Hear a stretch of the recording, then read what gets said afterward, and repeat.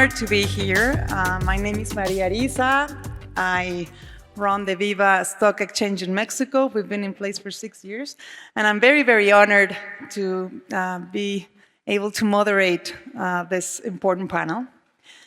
And let me just start by putting into context the important moment, the unique moment Mexico and the North American region is living. And basically, for the first time, we share 3 main objectives: competitive economy competitiveness, energy transition, and the fight for climate change. These are the 3 main topics that are in our agenda. Number 3. So for the first time, Mexico, Canada, and the US share this vision, and Mexico is in the middle of the table of the most important economy in the world. And the North American region plays a role. And why? Because we need each other to make this possible. We need each other in those 3 areas: in economic competitiveness, in energy transition, and in the fight for climate change. So this is a unique moment. Despite of all of the challenges we face, despite of the local complexity context that Mexico faces as well. But for this to happen, all of the region has to be included. All of the areas of the North American region have to be included. And in that sense, this is a panel where we're gonna explore what is needed to be inclusive, not to leave anybody behind of this opportunity. So today I'm joined by Leonardo Robles, Vice President and Chief Commercial Officer at Mexico Natural Gas Pipelines TC Energy, Mauricio Vila, Senator from the Acción Nacional Party and former Governor of the state of Yucatán, Guadalupe Phillips, CEO de Empresas ICA, and Juan Sebastián González, Senior Advisor and CEO at the U.S. International Development Financial Corporation. So let's begin this conversation. And I would like to start with you, Leonardo. If you can tell us, in your experience, how can large-scale energy infrastructure projects, such as natural gas pipelines, help bridge the development gap in underserved regions, particularly in Mexico's southeast? Thanks, Maria. And I'd like to take this opportunity to thank you for stepping up to the plate and moderate this panel. I took it right now. And also for the North Capital Forum. I will be looking forward to finding the playlist in Spotify for all the tunes we've been getting. And this is a great question. And as you were asking, I was reflecting TC Energy's experience, particularly with energy infrastructure. And we've seen this for decades, since the first pipeline we built in Canada from Alberta to Ontario, to then, several decades later, coming to Mexico, building the Mayacan pipeline to the Yucatan Peninsula. In a more recent example, we commissioned the pipelines that supply natural gas to central Mexico. And this was, just a little over 10 years ago. We saw an immediate spike in economic growth for the states in central Mexico, particularly Querétaro, having access to natural gas, had a spike in their industrial development that attracted, just in that year, about $1.5 billion of foreign direct investment. So having access to natural gas has been a impact to drive economic growth, and then other drivers that, or other indicators for social development, such as employment. With that, there was a study presented by the Mexican Institute of Competitiveness that showcased all of the states in Mexico that had access to energy, and particularly natural gas, had a GDP 50% higher than those states that didn't have access. So that was a big reflection for us on how energy infrastructure, particularly supply of natural gas, has this positive impact. Specifically for the Southeast, and this is an area that we hadn't been participating, was very exciting for us to launch Puerto al Sureste pipeline to supply natural gas to the Southeast. And Senator Avila will talk more about this, but in Yucatan, there's a current availability of installed capacity about 2.8 gigawatts that will jump to more than double that, thanks to all of this investment in power generation infrastructure and expansion of pipelines to bring supply of energy. Thank you. Maybe we'll continue with you, Senator Mauricio Vila. The southeast of Mexico has historically lagged behind the country's more industrialized regions. Lately, we have seen some investments that have been in place in the southeast area. And you were part of our Viva Day in New York last year, and we were very proud to have you. And you have faced in Yucatan, as governor, key infrastructure challenges in boosting economic growth.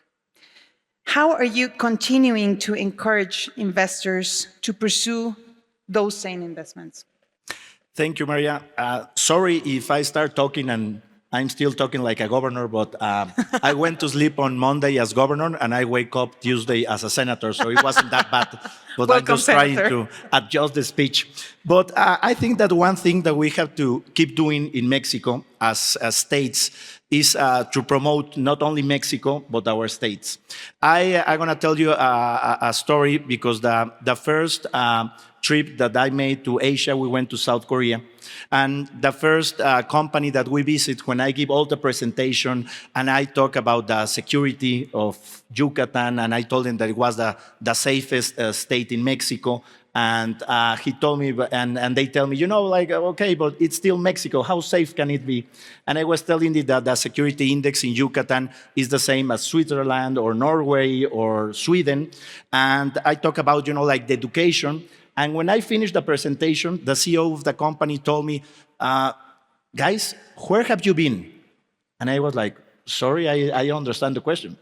Because we have never heard about Yucatan. We always hear about Nuevo León, Querétaro, Guanajuato, and you have all the same conditions that those states, but with better things. Totally. So I think that in Mexico, states have to keep promoting our advantages that we have. Not only we have, you know, like the geographical location close to the United States, but for example, in the southeast of Mexico, we have natural resources, we have available manpower. So the states that are doing the work to have more prepared people that have put an emphasis on education, we have a great opportunity.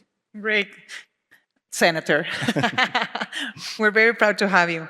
Thank you. Guadalupe, I'm so honored to be here with you. Thank you, likewise. Empresas SICA have been involved in some major infrastructure projects. What role does infrastructure play in transforming economically challenged regions into hubs of opportunity? And what can you share of examples of projects that you have had significant impact in?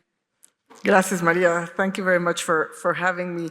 ICA has been around for 77 years, so we've done almost about everything infrastructure, and we are very proud to be a company that really studies, promotes very complex projects across the whole Mexican territory. And we probably do things where many companies do not really like to go because it's expensive, it's challenging to get people to build.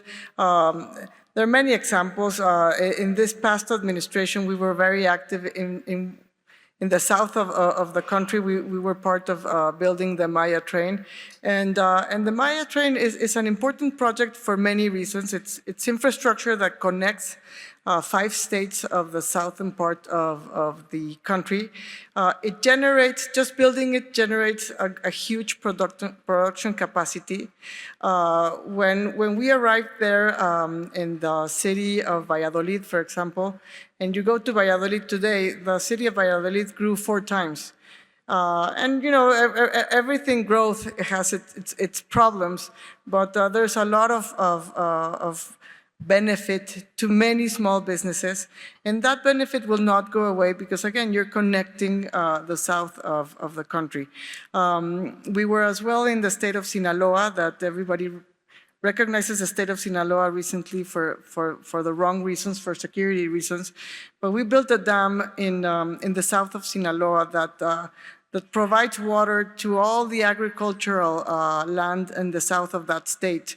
That land produces chile, mango, and a lot of those products that are later exported to the US. So when we talk about this, this is overall production capacity that benefits people.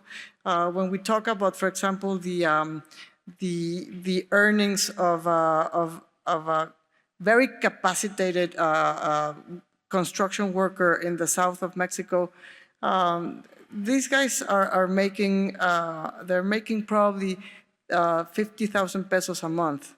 That was unseen. That is way above what is expected. And that, again, it has this benefit of having the multiplicity effect in the economy. And we can go on and on. We have been active in the state of Mexico, in the parts of the state of Mexico that are less industrial. And again, it's challenging. It's always challenging. It's challenging to move production capacity to some of the parts of this country. But once we do it, we do see the change in the landscape.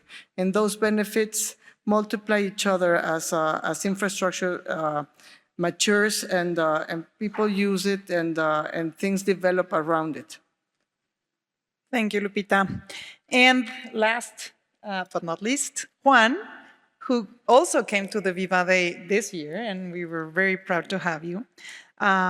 As a senior advisor to the U.S. International Development Finance Corporation, how do you see the role of development banks addressing regional disparities through infrastructure investments in North America?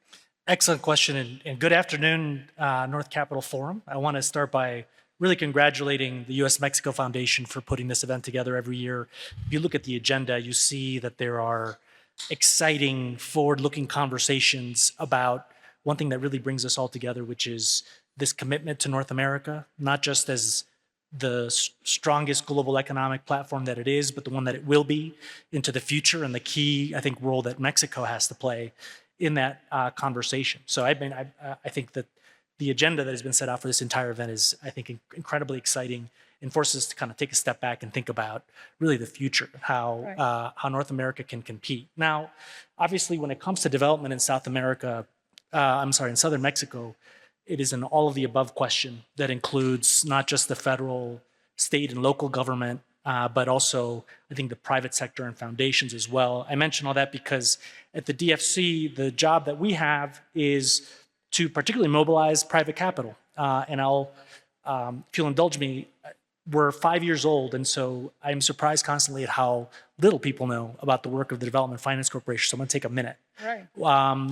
We were established 5 years ago, this December, by the BUILD Act of 2019. And what it did basically reformed the Overseas Private Investment Corporation. We're now much more nimble.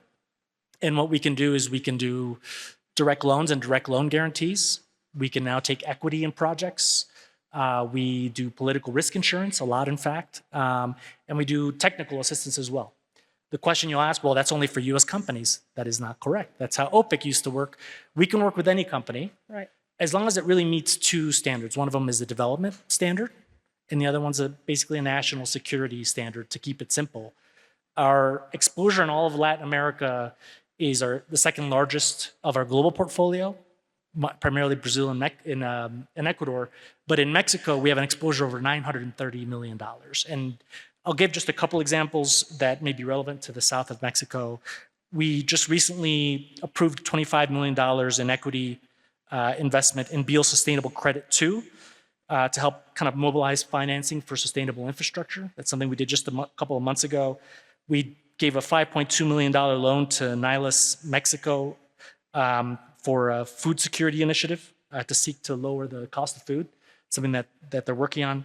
And the other is bolstering agriculture in Mexico. This was in the second quarter of this year, $4 million equity investment in Regenera Ventures 1 to help catalyze impact investments in rural Mexico. So that's how we work best, I think. So I think for us, a big area of interest, even though our portfolio in Mexico is already $900 million, it should be twice, 3 times that, really. We're doing something about it. I think Karen Rios may or may not be in the room. If you are, raise your hand. We actually hired an investment officer to actually be on the ground here in Mexico to talk to the private sector. We have some that we're establishing in other parts of Latin America as well. And 2 areas, I think, of significant interest to us in Mexico, there are more, but ones that are really relevant to the south of Mexico are sustainable infrastructure. There's a very kind of big energy needs. It's also, Mexico is basically the jumping off spot to really a vision for energy integration in Central America. Mexico has an incredibly important role to play. And we are very, I think, inclined to try to support that role from a sustainable infrastructure perspective, right? And then the other one is also on the agricultural side, which in southern Mexico there is a lot. So I think the challenge that we will sometimes have, even though we have a strategic partnership with the Inter-American Development Bank's Invest, their private sector lending arm. We have a co-financing framework where we're engaging with clients together. We're trying to finance projects together. Even though we have excellent relationships with the financial community, I think our challenge sometimes is origination.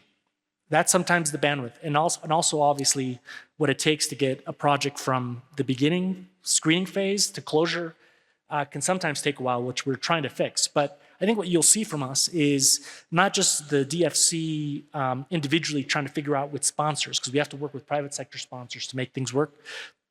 We're, I think, very excellent partners to have in a P3 environment. Is we have to actually be physically on the ground. So now that we have Karen here, and we're going to be engaged in the new administration to try to see how we as governments, but also as development finance institutions in our collaboration, not just with IDB, but with the World Bank, the IFC, and with other groups, we're trying to figure out how we can actually leverage our resources most effectively in a place that for us, and I'll stop here, is Mexico is important, not just because it is the biggest trading partner of the United States. For us, from a national security perspective, Mexico's prosperity in the south is key for migration. You guys have been watching the news, but also if we want stability in Central America and South America, it's important for us for there to be an economically strong, prosperous, and stable Mexico. And a lot of that is really about making significant investments to strengthen the economy of southern Mexico, something that we're very motivated by.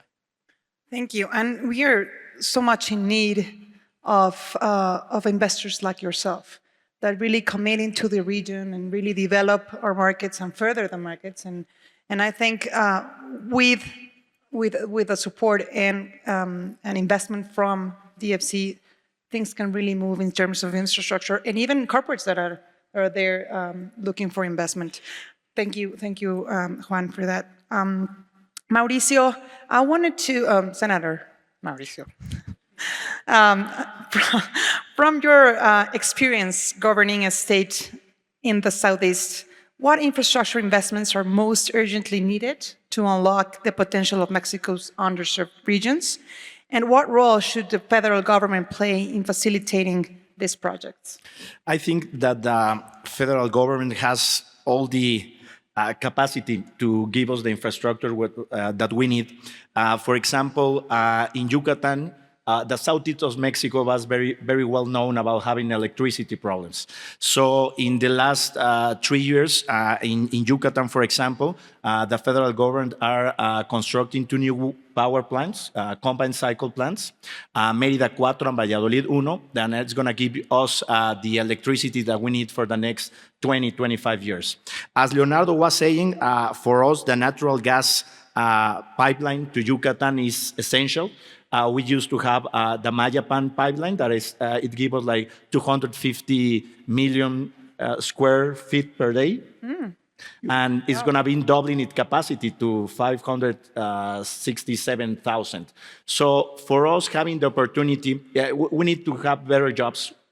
So we need companies, we need industry. But if a state don't have enough natural gas, there's no way that's going to happen. Totally. For example, for us, this investment that is between TNC and CFE, it's something that is going to be a game change in Yucatan, because we have, like a lot of logistic problems.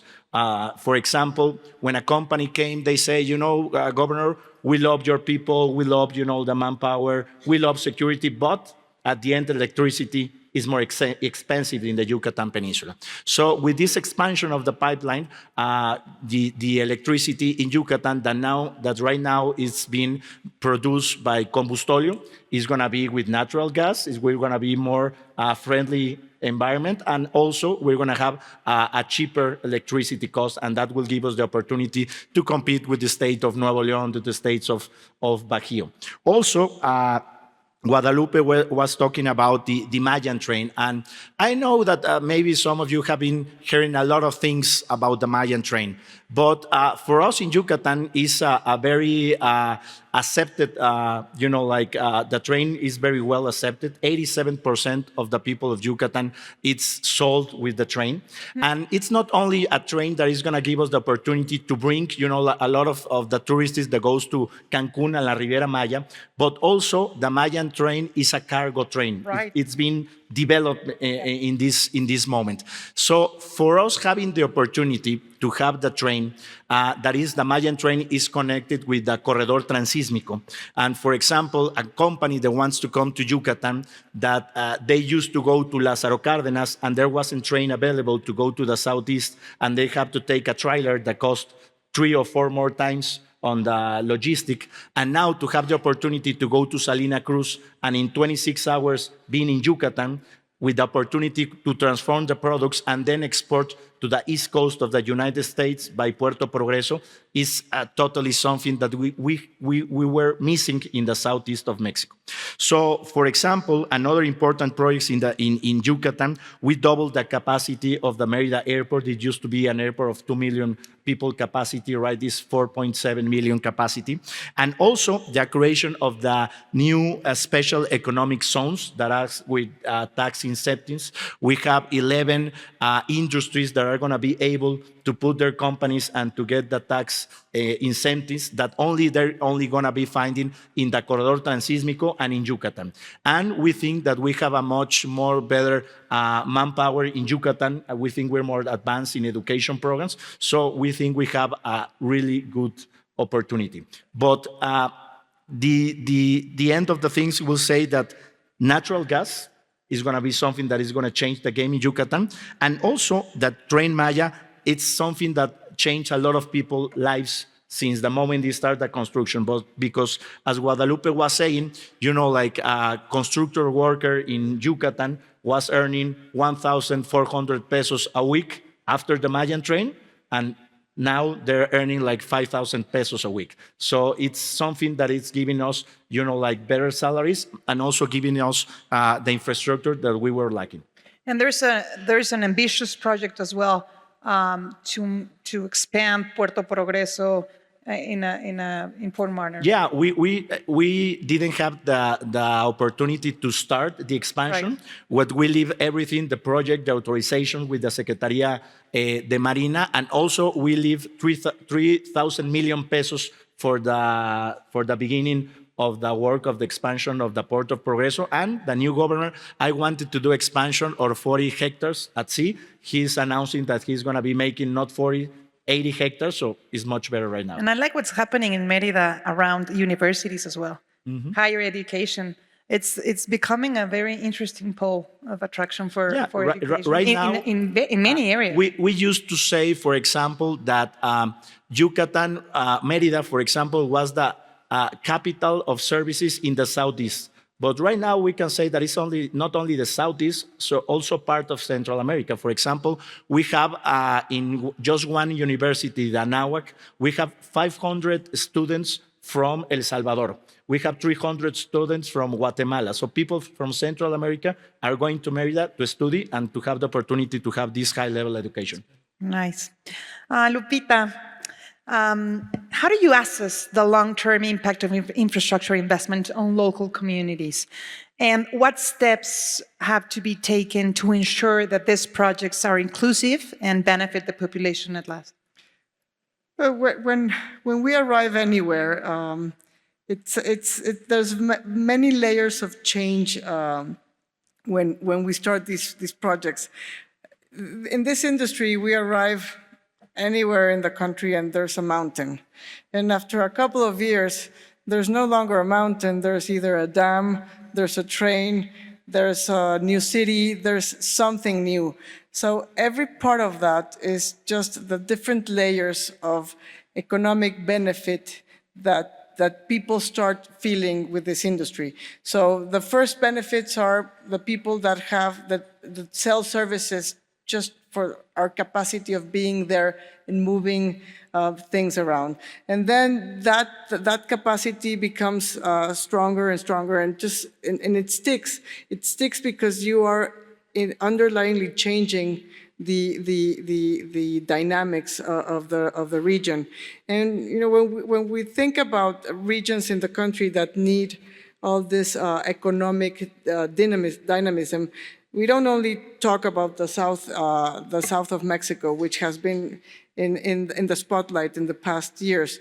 We think as well in the border. We are designing in the state of Tamaulipas a binational city, and it has the same intent. We are bringing to Tamaulipas and to the south of Texas the capacity to bring new jobs, that need technical capacity. So we will have to bring our ability to educate people in technical abilities. We bring health. So many of this underlying social infrastructure starts growing around what we do, because it's just a part of life, no? Right. If you bring bricks, people come and people need those services, and it has this first derivative, second derivative, third derivative, and everything starts building. So when we think about what this country needs, the South is sort of the poster child of social needs. But there's as well, when you think about the Bajío and the state of Oaxaca, the Istmo, something similar is happening there. So this is sort of this well-being or this development that is starting to go to several regions in the country. And what we do in this process is create this last mile infrastructure to allow this land or these regions to find that those projects that will bring that development. Great. Thank you, Lupita. And Leonardo, what have been the challenges in your view in deployment the energy infrastructure in those areas that have historically lagged behind, and how do you mitigate them? And so yeah, taking challenges and turning them into opportunities.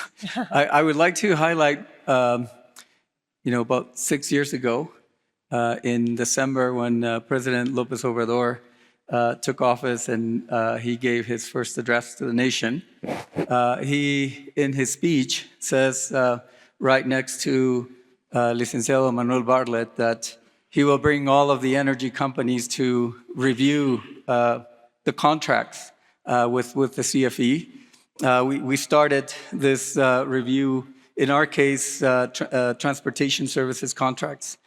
I would say that, with that comes a very innovative solution in that, yes, the CFE was not getting the value that they thought they would when these bids were tendered.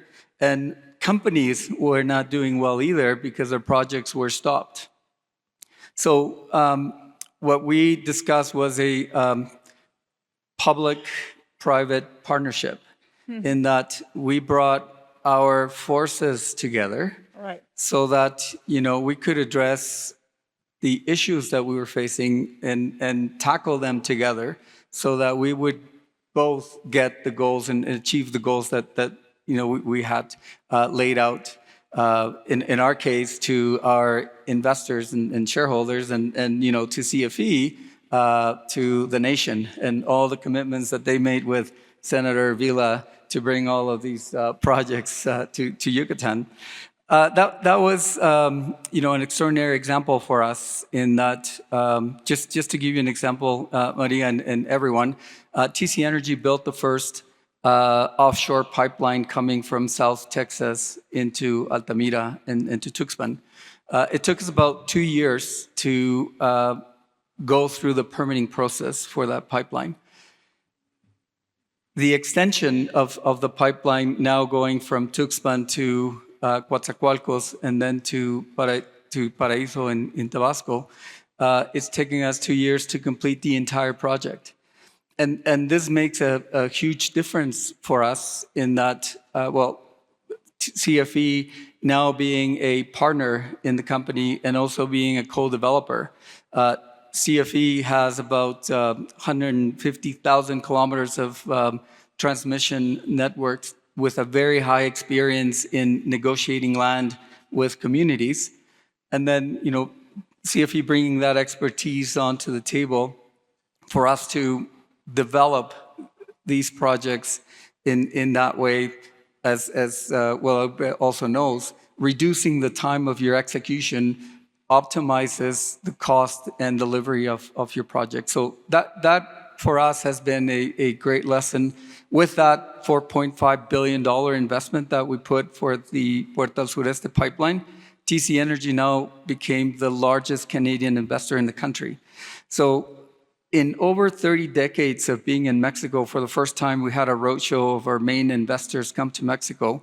And one of the things that they highlighted was precisely the very, very strong public-private partnership that we've achieved with CFE. Right, excellent, thank you.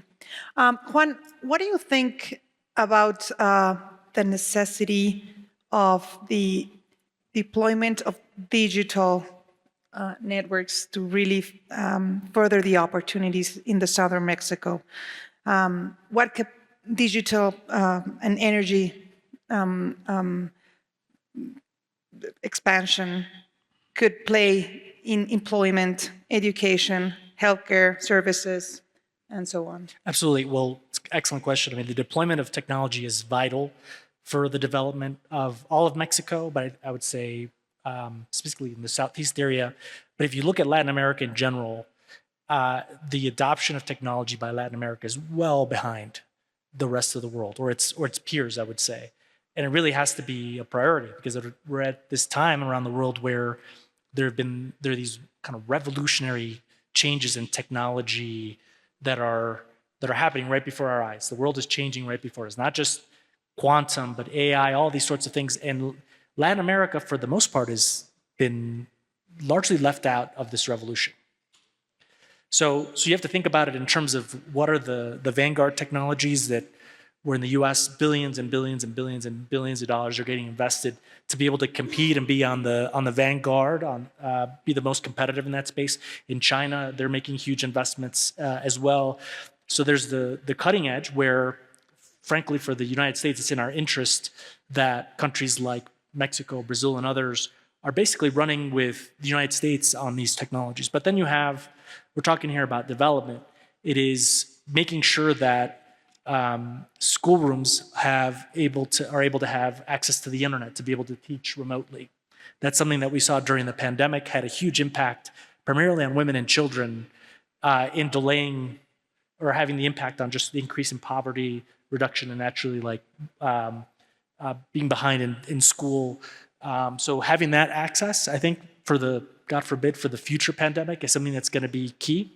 I think as well as you see in southern Mexico, the integration into, I think, the broader global supply chains is being able to actually be fully connected, not just so people can telework, but so that, you know, nowadays we were talking at Viva about how technologies today are, trades are tracked in fractions and fractions of a second. And if you can't make that fraction, then you're not going to be competitive in the industry. Completely. You have to be able to come into the technology environment, whether it's as an investor or as a government leader, knowing that you're competing on a very global stage, and that you actually need to be able to be kind of incredibly competitive, not just in how much of that technology you're investing in terms of the broader kind of infrastructure that's not as sexy, you know, the kind of the warehouses that you're seeing for AI these days, but also just the availability to everybody else. And in Latin America, the adoption of the cell phone has really helped, but I think you're going to need that infrastructure throughout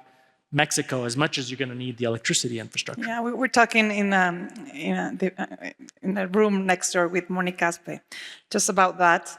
The fact that digitalization is so important, because it's what we talked about was it's a social equalizer. It does bring a comfort to people that are left behind.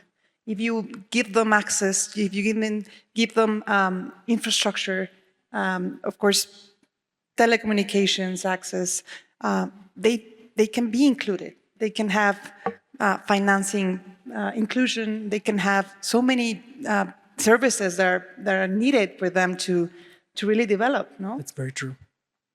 And in Yucatan, you, Senator, you had a very successful balance in terms of economic growth and social development in that sense. I'm eager to understand or to listen if there's any best practices you can share with us so that other regions in the North America can copy those practices. Yes, I think there's a lot of things that the local governments can do to make, you know, like to have people have more opportunities. And I'm going to give you an example. 4 years ago, the people from Accenture went to Yucatan and say, we want to explore the possibility to have some offices here in Yucatan and to hire some people.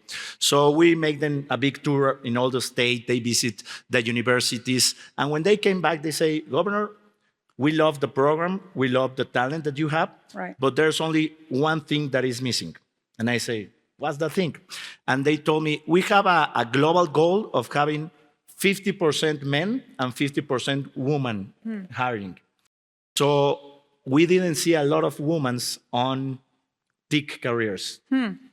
And I say, okay, Still. I'm gonna check that. So when I went back with my Secretary of Education, it was right. We only have, for all the people that were studying, you know, like a tech career, only 16% were women. So I started, you know, what's that happening? No? So I'm gonna tell you two things that I'm not proud to tell you, but it's the reality. So what were the reasons why women they weren't studying those kind of careers? The first one is that when they went to their dad and say, I'm going to be an engineer, their dad said, you know what, that's a career for men.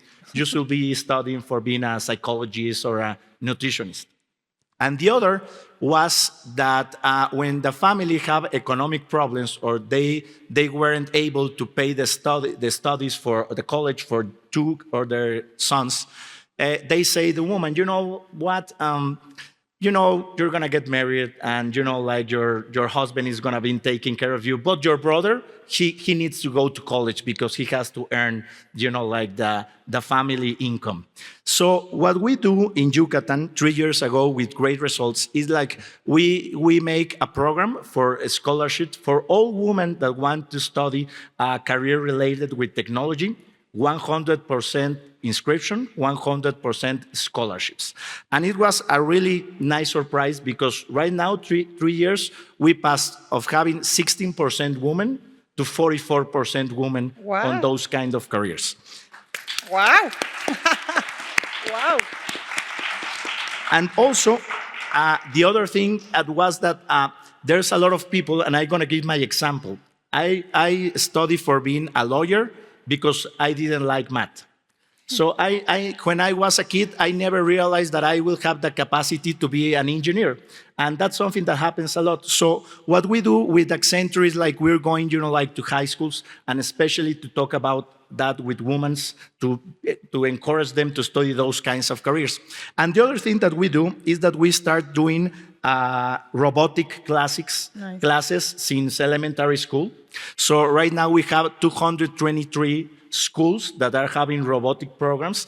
And it's amazing that in the first 20 hours, you have a 8-9-year-old kid and he knows how to do some kind of things. We have what we call the Starbot, that is, like a robotic arm. And it's amazing the facility that they have. So when you have 9 years old and you see that you're capable of doing those kind of things, that's that's young kids that when they get to high school, they're going to say, I want to be an engineer. So I think those kind of things are something that we can be doing in every state in Mexico, and we have been doing in Yucatan those kind of things with great results. I love it. I'm an engineer myself. I had that, those kind of comments myself from friends or not my dad. My dad was very encouraging me. But I feel them. I feel women, being kind of left by themselves in that sense. But I think STEM careers are the way of a clear gender equality opportunities. I see them. I think there's so much opportunities out there, and the STEM industries are so much needed of talent. So women can deploy talent in those areas, and I think that's the way we can really include more women in the economic sector. Nice. And Lupita, I want to finish with you. During your leadership in the restructuring of ICA, you were able to transform one of Mexico's leading infrastructure companies. What key lessons did you learn from that process that could apply to the planning and execution of large infrastructure projects in underserved regions, on the whole North American region, to ensure that they're not only economically successful, but also socially equitable? Thank you. It was a long time ago. I almost forgot. But I guess like everything in life, we went through a bad period many years ago. But one of the things that really allowed us to really turn this around, ICA is a company that has a lot of human talent, and it just grew to a point where we forgot what was our main objective in life. And really the process that we went through is a very human process of really looking ourselves in the mirror and really understanding what we're all about, and focusing everybody on that objective. And it seems a little bit cheesy and sort of simple, but that's actually what teamwork is all about.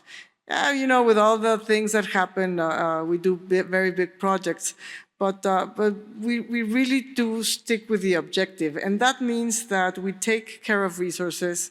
We are very disciplined in how we move those resources. We are very disciplined in the places where we work, in how we treat people. When I arrived at ICA, I guess I was the only woman in the room, and it was a very weird experience because everybody was an engineer, and they were really not used to dealing with women. I hear you. And I guess that they were thinking, what is this girl doing here? I'm as well a lawyer because I hated math when I was young, but then life changes, right? And really our secret was really to understand what our mission in life is. We've done very well. We continue to make mistakes. I think that's also part of life, but we have been able to strengthen this teamwork and this link we have among each other as a team in this growth that we have experienced in the past years.